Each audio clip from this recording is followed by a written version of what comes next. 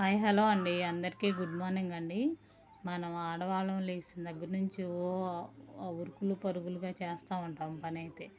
ఇంటి దగ్గర ఉన్న వాళ్ళు కూడా అలాగే చేస్తూ ఉంటారు, ఏదో పనికి వెళ్ళే వాళ్ళకిలాగా. కానీ మనం పనికి వెళ్ళే వాళ్ళు అయితే వేరే లెక్క, ఎందుకంటే వాళ్ళు టయానికి వెళ్ళిపోవాలి కాబట్టి హడావిడిగా చేసుకుని వెళ్ళిపోతారు. మళ్ళీ వచ్చిన తర్వాత మిగిలిన పనులు చేసుకుంటారు. కానీ మనం ఇంటి దగ్గర ఉన్న వాళ్ళు ఏంటంటే, ముందు లేచి వాకిలు ఊడ్చేసామా, నీళ్ళు చల్లేసామా, ముగ్గు పెట్టేసామా, అంట్లు కడిగేసామా, ఈలోపు పిల్లలకి అన్నం కూర వండేసాము, బాక్స్ కట్టేసామా, టిఫిన్లు పెట్టేసామా, ఇక అంతే. తర్వాత ఇక మనం బట్టలు ఉతకగానే బట్టలు సరిపెట్టేసి బట్టలు తడిచేస్తాం. బట్టలు కొంచెం సేపు కూడా నానేము, ఎందుకంటే మనం ముందు పని అయిపోతాం కావాల్సింది అంతే. ఆ పని అసలు శుభ్రంగా చేస్తున్నామా లేదా అని ఉండదు.